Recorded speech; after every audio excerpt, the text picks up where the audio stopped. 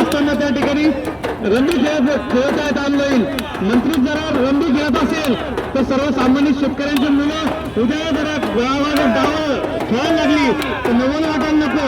म्हणून या सरकारचा छत्रपती संभाजीनगरमध्ये प्रतिकात्मक जंगली रमी स्पर्धा सुरू करण्यात आली आहे आणि त्यासोबतच बॉक्सिंगच्या स्पर्धेचं आयोजन केलं आहे. यामागचं कारण म्हणजे कुठंतरी आमदार एकमेकांना मारतात म्हणजे बॉक्सिंगच करतायत, तर दुसरीकडे एक नेता एक मंत्री म्हणजे कृषी मंत्री जुगार खेळत असेल तर त्याला तुम्ही खेळाडू मंत्री करतायत असा आरोप जो आहे तो या ठिकाणी छावाच्या कार्यकर्त्यांनी केला आहे. आपण माझ्या मागे पाहत असाल तर पत्ते असे मांडलेले आहेत पुढं आणि त्या पत्त्यांना घेऊन या ठिकाणी ही स्पर्धा आयोजित केलेली आहे. प्रतिकात्मक स्पर्धा आहे. तर दुसरीकडे हातामध्ये बॉक्सिंग पंच जे आहेत ते बॉक्सिंग पंच घेऊन या ठिकाणी असूडाचे फटके जे आहेत ते त्या नेत्यांच्या पुढे मारले जात आहेत. आपल्यासोबत या ठिकाणी हे आंदोलक आहेत. काय सांगा तुम्ही हे आंदोलन काय करताय, काय तुमची मागणी आहे?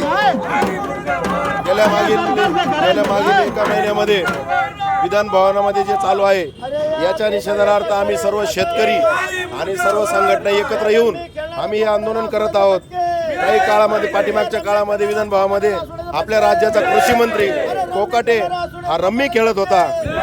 त्याचा रम्मी खेळत असतानाचा व्हिडिओ व्हायरल झाला तरी सुद्धा या सरकारला जाग येत नाही, त्याचा राजीनामा घेत नाहीत, त्याला कुठल्या पदावरून हटवत नाहीत.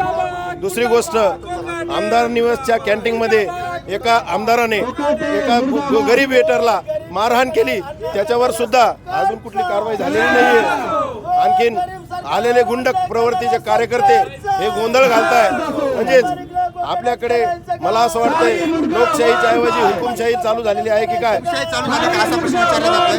काय सांगाल तुम्ही पत्ते काय घेऊन बसलेत हातामध्ये?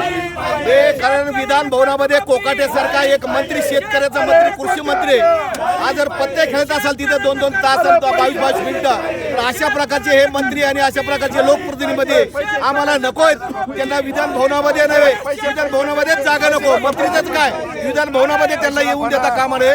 म्हणून अशा प्रकारचे जे गोंधळ घालणारे मंत्री आहेत, आमदार आहेत, मध्ये गोपीचंद पडळकर असो, जितेंद्र आव्हाड असो किंवा कोकाटे असो किंवा संजय गायकवाड असो, यांना विधान भवनामध्ये येऊ देता कामा नये. यांना हकललं पाहिजे. कारण ही पट्टीची मागणी तुम्ही करता, काय सांगाल थोडक्यात? या ठिकाणी राज्यातला शेतकरी आत्महत्या करतोय. या ठिकाणी कर्जमुक्ती मिळत नाही, बँका लोन देत नाही आणि एवढं मोठं विधान भवनामध्ये अधिवेशन चालू असताना रोजचा करोड रुपये खर्च त्या ठिकाणी अधिवेशनावर खर्च होतो आणि बिनलाचे सरकार त्या ठिकाणी रम्मी खेळत बसतंय आणि यांना आम्ही निवडून देतो त्यासाठी काय उद्या आमचे प्रश्न त्या ठिकाणी मांडले पाहिजे. पण खरं तर या महाराष्ट्र सरकारने लोकांची निराशा केली. इकडं माय माऊली सुरक्षित नाही, शेतकरी सुरक्षित नाही, बँका कर्ज देत नाही आणि हे नालायक लोक त्या ठिकाणी रम्मीचा डाव मांडतात. त्या ठिकाणी निषेध व्यक्त करता आपण या ठिकाणी पाहता अशा प्रकारे निषेध व्यक्त केला जातो आणि छत्रपती संभाजीनगरमध्ये निषेध व्यक्त करत असताना बॉक्सिंग पंच हातात घेतलेले आहेत तर दुसरीकडे पत्ते हातामध्ये घेऊन या ठिकाणी आंदोलन केलं जात आहे. सचिन बडे, लोकशाही मराठी, छत्रपती संभाजीनगर. लोकशाही मराठी ऐका, पहा, जागरूक रहा.